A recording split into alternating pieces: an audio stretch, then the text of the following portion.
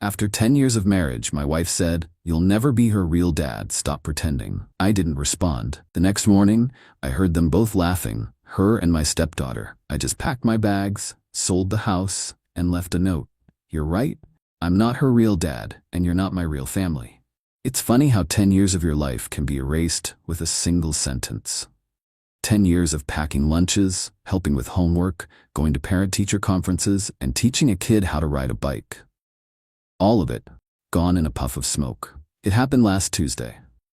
My wife, Karen, and I were having a small disagreement over our stepdaughter, Ashley. She's 17 and wanted to go to a weekend party 3 hours away. I said no. It was a school weekend, and I didn't know the parents. It was a normal dad thing to say. Karen didn't see it that way. She got this cold, hard look in her eyes, a look I'd been seeing more and more often. We were standing in the kitchen, the same kitchen I'd remodeled with my own hands 3 years ago. She crossed her arms and just said it, her voice dripping with a decade of resentment I hadn't fully understood until that moment. "You'll never be her real dad. Stop pretending." I didn't respond. I didn't yell. I didn't say a word. I just felt something inside me go quiet. It was like a switch being flipped off. The part of me that tried, the part that cared, the part that saw us as a family, it just shut down. I had met Karen when Ashley was 7. Her biological dad was a deadbeat who hadn't been in the picture since she was a toddler. For 10 years, I was the only father she had ever known. I wasn't pretending. I was just being a dad. I turned around, walked out of the kitchen, and went into my workshop in the garage. I stayed out there for hours, just organizing screws and cleaning tools, letting the silence sink in. Karen didn't come looking for me. When I finally went inside late that night, she was asleep in our bed. I slept on the couch. The next morning, I woke up early to the sound of voices from the kitchen. It was Karen and Ashley, and they were laughing. It wasn't just a chuckle. It was loud, mocking laughter. I crept to the hallway and listened. "I can't believe you finally said it to him," Ashley said, her voice filled with a kind of cruel glee that was new to me. "His face, Mom, it was priceless." "Well, it's the truth," Karen said, and then she laughed again. "He needed to hear it, all his little rules and his lectures, acting like he has some right. He's just the guy who pays the bills." That was it. That was the final nail. It wasn't just Karen, it was both of them. 10 years of my life, my love, my money, and my effort, and all I was to them was a joke. A wallet. A guy pretending to be something he wasn't. I walked back to the living room, my movements slow and deliberate. The quiet inside me had turned into a strange kind of calm. I wasn't angry anymore. I was just done. I went upstairs to our bedroom, found 2 of my old duffel bags, and started packing. I took my clothes, my toiletries, the pictures of my parents from my nightstand. I left everything else. I left the pictures of me and Ashley at her first soccer game. I left the coffee mug she gave me for Father's Day that said, "World's Best Bonus Dad." It all felt like a lie now. While I was packing, I made a phone call. I called a realtor, a guy named Tom, who I'd done some work for a few years back. I told him I needed to sell my house, and I needed to do it fast. He was surprised but said he could have the paperwork ready by the afternoon and a for sale sign in the yard by the morning. I told him that was perfect. The house was in my name. I had bought it and paid off half the mortgage before I even met Karen. My lawyer had insisted on a prenup, a document Karen had called an insult at the time but signed anyway. It clearly stated the house was my premarital property. She was about to find out how important that piece of paper was. I finished packing and carried my bags downstairs. The house was quiet. They had left for school and work. I walked into the kitchen and grabbed a notepad from the junk drawer. I wrote down 7 words. "You're right. I'm not her real dad, and you're not my real family." I left the note on the kitchen counter, right where they'd been laughing about me an hour earlier. I walked out of that house and didn't look back. I drove to my office, a small space I rented for my contracting business, and just sat in the parking lot for a while. Then I got to work. I called my lawyer and told him what was happening. He just said, "Good, it's about time." I called my bank and had my paycheck rerouted to a new private account. I moved my personal savings, every penny I had earned before the marriage, into that same account. I left the joint account with enough money to cover the bills for 1 month. After that, it was on her. That afternoon, I met the realtor and signed the listing agreement. He promised to put the sign up the next morning before they woke up. For the first time in 10 years, I felt a sense of freedom. I wasn't a pretend dad anymore. I wasn't a wallet. I was just me. And I was starting over. I spent that night on the couch at my friend Mark's place. The first wave of texts started around 4 in the afternoon, when Ashley would have gotten home from school. It was a picture of the note with the simple question, "What is this?" I didn't respond. An hour later, Karen started calling. I let it go to voicemail. She left 7 messages in a row. The first one was angry. "Call me right now. This isn't funny." The next few were confused. "Where are you? Are you trying to scare us?" The last ones were pure panic. "Okay, you've made your point. Just come home and we can talk about this. This is crazy. You can't just leave." The next morning, the real storm hit. My phone started ringing at 7 a.m. It was Karen, and she was screaming, "There is a for sale sign in our front yard." "Our yard, John? What did you do?" I answered the phone, my voice completely calm. "It's not our yard, Karen. It's my yard, and I'm selling my house." "You can't do that," she shrieked. "I live here. Ashley lives here. This is our home." "No," I said, "it's my home. You were just living in it. And now I'm selling it. The realtor says the market is hot, so you should probably start looking for a new place to live. You've got about 30 days, maybe 60 if you're lucky." I could hear her sputtering, trying to form words. "My lawyer will destroy you for this. You can't just kick us out." "I suggest you have your lawyer look at our prenup," I said. "Specifically the part about premarital assets. The house is mine, Karen. The money I made before we got married is mine. The business I built is mine. You are entitled to half of what we made together, which, after your spending habits, isn't a whole lot. Goodbye." I hung up and blocked her number. Then I blocked Ashley's number. I knew this was just the beginning. The next escalation came from her mother, Eileen.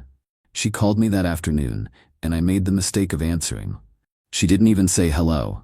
She just launched into a tirade about how I was a cruel, heartless monster for abandoning my family.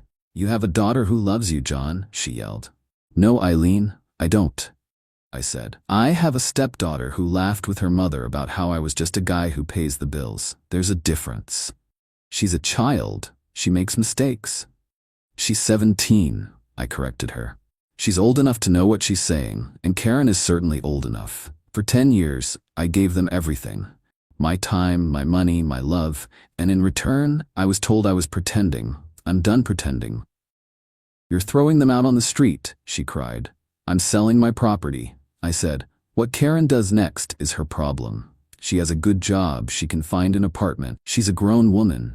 It's time she started acting like one." I hung up before she could respond. The entitlement of that family was breathtaking. They genuinely believed I was obligated to provide a home for 2 people who had openly mocked and disrespected me. A few days later, I got a formal-looking email. It was from a lawyer. Karen had moved fast. The email was full of legal threats. It demanded I immediately take the house off the market. It demanded I reinstate her access to our joint accounts. It demanded I pay for her legal fees and emotional distress. It was a work of fiction. I forwarded it to my own lawyer, who sent back a response a few hours later. His email was short and to the point. It included a copy of our signed prenup. It included a statement showing that the down payment and years of mortgage payments had come from my premarital accounts. It ended with a simple sentence: "Any further attempts to claim ownership of my client's separate property will be met with a countersuit for frivolous litigation." The legal threats stopped after that. The house got an offer within a week for over the asking price. The market really was hot. The closing was set for 45 days out. The clock was ticking for Karen and Ashley. The next person to reach out was Ashley. She sent me a message on social media. I almost deleted it without reading, but my curiosity got the better of me. It wasn't an apology. It was a list of demands. "Since you're selling the house, you owe me for my college fund," she wrote. "And you need to keep making my car payments. And my phone is on your family plan, so you can't kick me off that." I just stared at the message. After everything that had happened, after she had laughed at me and called me a bill payer, she still thought I owed her something. The nerve of it was almost impressive. I typed back a single response. Ashley, I am not your real dad. I am not responsible for your finances. You should talk to your mother about these things. That's what real families do. She replied with a string of insults, calling me a loser and a fake, saying she never liked me anyway. I didn't respond. I just took a screenshot of the conversation and sent it to Karen with the caption, "You've taught her well." Then I blocked Ashley on every platform. The final few weeks before the closing were a strange kind of quiet. I heard through a mutual friend that Karen was in a panic, trying to find an apartment that she could afford on her own salary.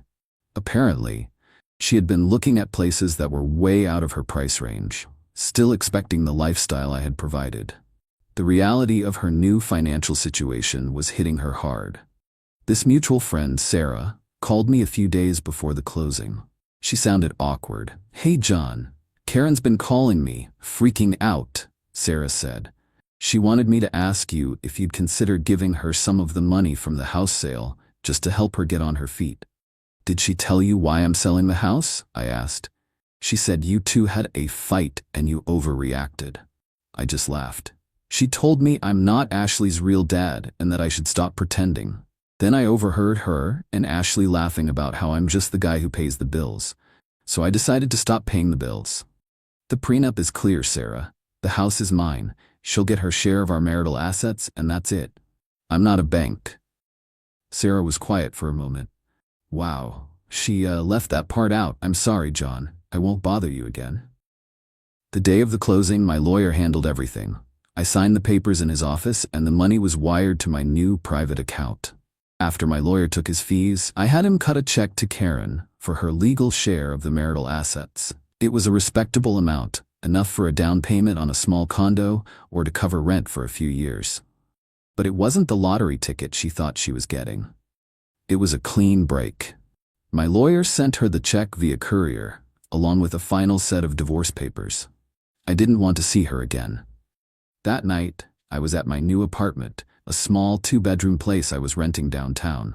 It was empty except for a mattress on the floor and a few boxes, but it was mine. My phone rang. It was an unknown number. I answered. It was Karen. She must have gotten a new phone. She wasn't yelling. Her voice was quiet, defeated. "I got the check," she said, "and the papers." "Okay," I said. "Is this really it, John?" she asked. 10 years. You're just throwing it all away over one stupid comment?" "It wasn't one comment, Karen," I said. "It was 10 years of you feeling that way and just not saying it. It was you and Ashley laughing at me. It was you thinking of me as a wallet. The comment didn't end our marriage. It just revealed that we never really had one." She started to cry. "What are we supposed to do? The apartments I can afford are tiny. Ashley is furious she has to go to a community college now. You've ruined our lives." "No," I said, and for the first time I felt a flash of anger. "You did. You had a man who loved your daughter as his own. You had a beautiful home. You had a partner who supported you. You had a family, and you threw it away because you thought you could do better. Now you get to find out if you were right." I hung up the phone and blocked the new number. I looked around my empty apartment. It wasn't much, but it was real. And it was all mine. The next chapter of this mess started about a month later. I got another call from an unknown number. I almost ignored it, but I was expecting a call from a supplier, so I picked it up. A man's voice, rough around the edges, asked if I was John. I said I was. "My name is Rick," he said. "I'm Ashley's father, her biological father. Karen called me last week. Sounds like I need to hear your side of the story." My first thought was that this was another trap.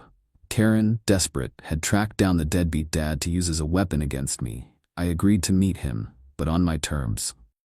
A public place, a diner downtown, the next morning.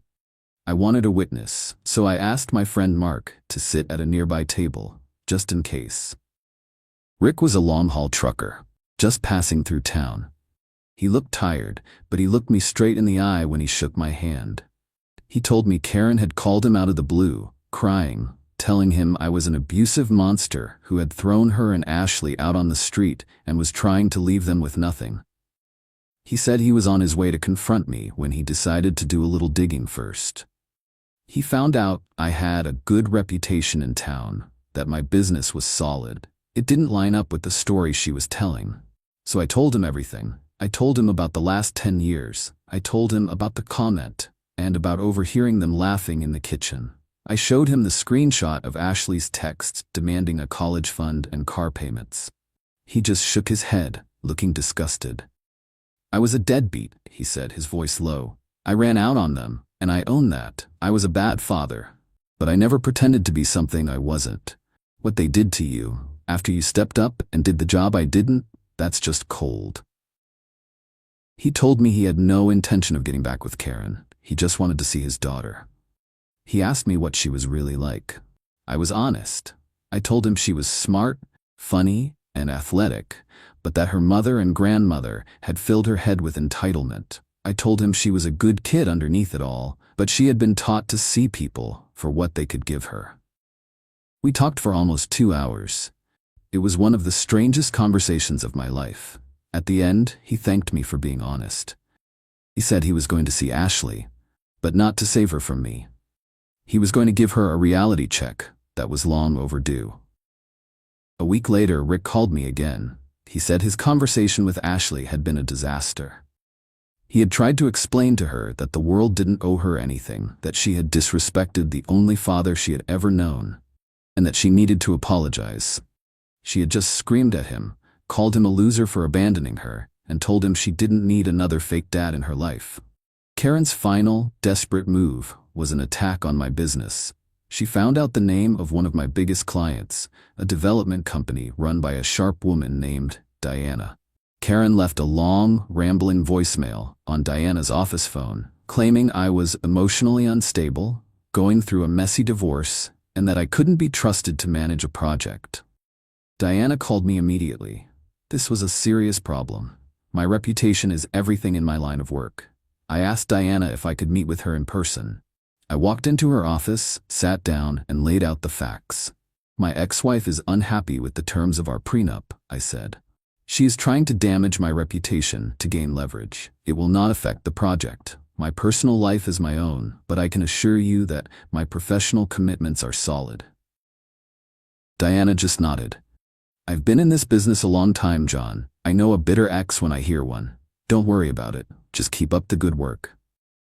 Karen's attempt to ruin my livelihood had failed. In fact, it had probably made my professional relationship with Diana stronger. The last I heard, Karen and Ashley are living in a small, 2-bedroom apartment across town. Karen had to get a second, part-time job to make ends meet. Ashley is working at a fast food restaurant to save money for community college. Rick, her real dad, sends her a little bit of money when he can, but he told me he attaches a note to every payment that says, "This is what happens when you take good people for granted." I saw Karen once a few months ago at the grocery store. She was with some new guy who looked like he was already tired of her. She saw me, and for a second I thought she was going to say something. But I just gave her a polite nod, turned my cart, and walked down the next aisle. I didn't feel anger. I didn't feel anything at all. I was just a guy buying groceries, and she was just a stranger. Life settled into a new normal after that. I focused on my business, started working out again, and spent weekends hiking with my dog. The peace was incredible. I hadn't realized how much low-grade stress I had been living with for 10 years until it was gone. The constant need to manage Karen's moods, to try and connect with a stepdaughter who saw me as an obstacle, the endless judgment from her mother, it was like a background noise I had gotten so used to, I didn't even hear it anymore.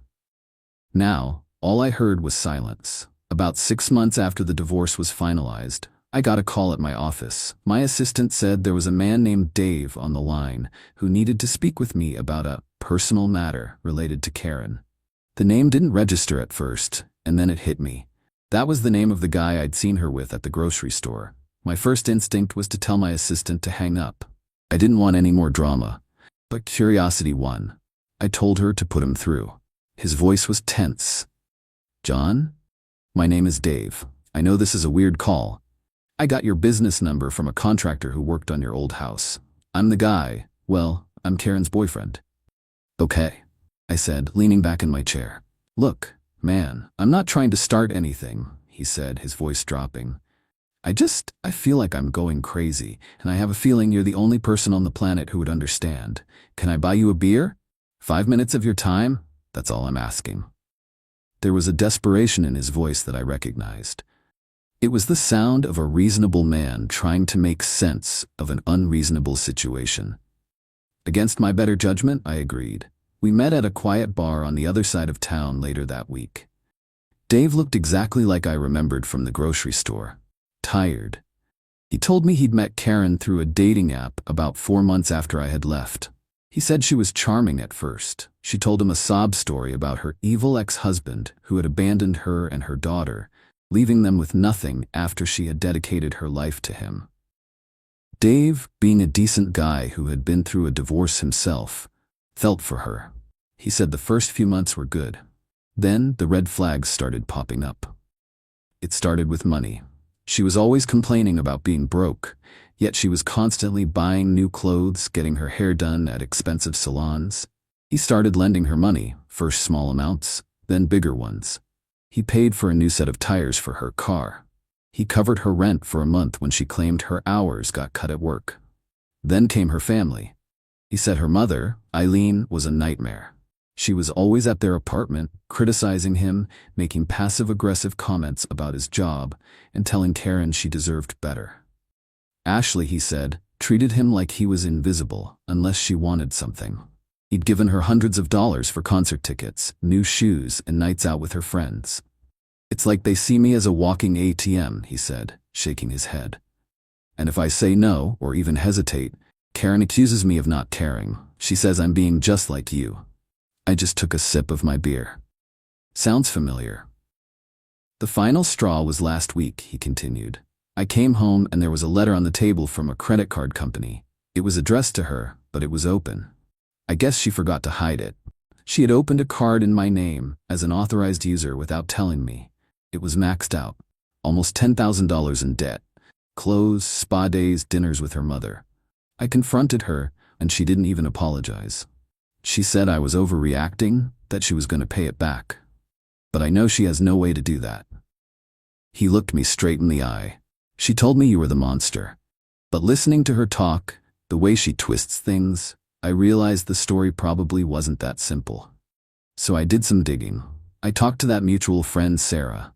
She told me the real story, about the prenup, about what you overheard them saying in the kitchen." I just nodded. I didn't need to add anything. He had found the truth on his own. "So I'm asking you," Dave said, "am I crazy? Or is this just who she is?" "That's who she is," I confirmed. "And that's who her mother taught her to be. And that's who Ashley is becoming. They see men as a resource. When one runs dry, they move on to the next. I'm sorry you got caught in the middle of it." He looked relieved, like a man who had just been told his diagnosis wasn't all in his head. "What did you do?" he asked. "How did you get out?" "I just stopped," I said. "I stopped paying. I stopped pretending. I stopped caring what they thought of me. The second you cut off the money, you'll see their true colors. But you have to be ready for the war that follows. They will try to destroy your reputation. They will call you a monster to anyone who will listen. You just have to be prepared for it." We finished our beers and shook hands. He thanked me again. I told him to be careful. As I walked out of the bar, I felt a strange sense of pity.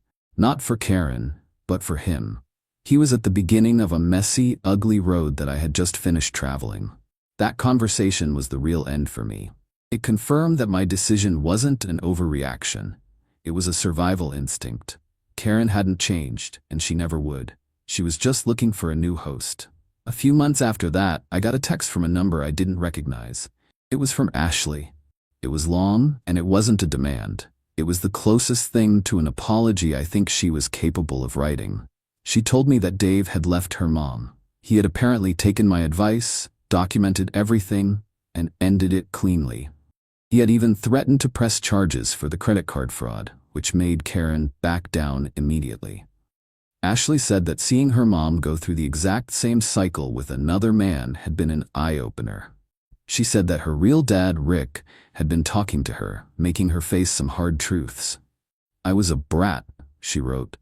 "You were good to me and I treated you like dirt because my mom and grandma told me I could. I'm sorry.